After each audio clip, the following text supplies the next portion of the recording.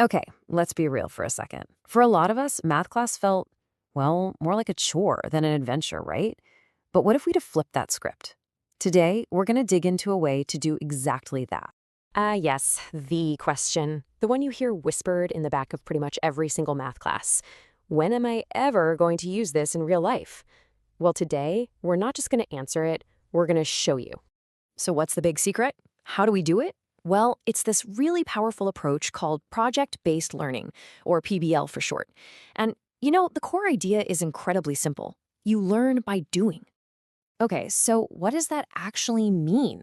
Instead of just, staring at a bunch of abstract numbers on a page, students get their hands dirty.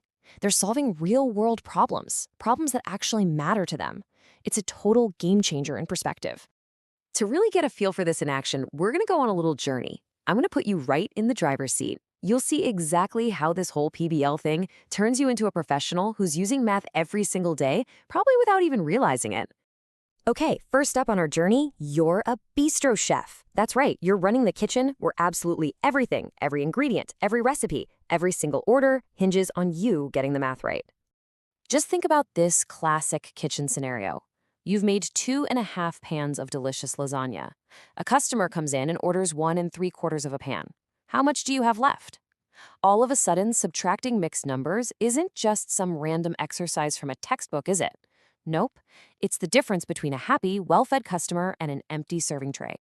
All right, let's hang up the apron and head from the kitchen over to the construction site.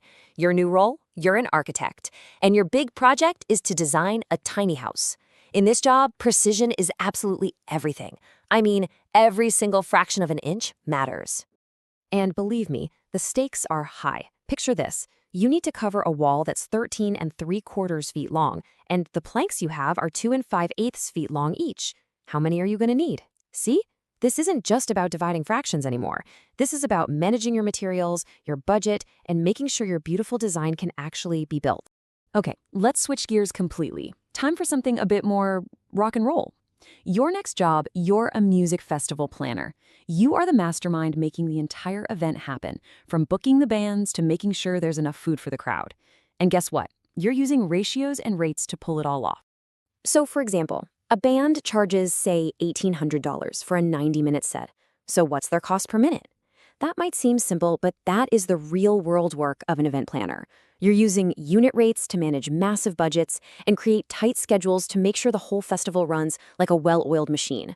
That, my friends, is math in action. So, we've gone from the heat of the kitchen to the energy of a concert. Pretty cool, right? But what happens when the stakes get even higher? I'm talking way higher. Let's look at a scenario where math can literally be the difference between life and death. Okay, your new role, and this one's a big one. You are a UN logistics expert. A natural disaster has just struck, and you are the person in charge of getting critical aid to the people who need it most, right now. Here is the situation. A 7.9 magnitude earthquake has just hit. Your mission, and you have to accept it, is to figure out how to distribute food, water, and medical supplies, all before a second storm system arrives. This is where something like proportional reasoning stops being a term in a textbook and becomes a life-saving tool. And there's a clear, logical plan to follow. First, you have to find the total population affected. Then, you calculate each region's fair share of the supplies. After that, you multiply that share by the total supplies you have. And this is crucial, you have to be ready to recalculate everything on the fly as the situation on the ground changes. This is so much more than just math, it's high-pressure, critical thinking when it matters most. Now, an approach this powerful only really works if it's accessible to everyone. So let's talk for a minute about the thoughtful and inclusive design that's baked right into this way of learning. This approach is really designed to support every kind of learner.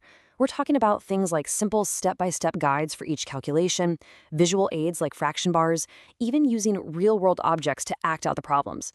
The whole goal is to create a low-pressure space where every single student can feel confident and succeed.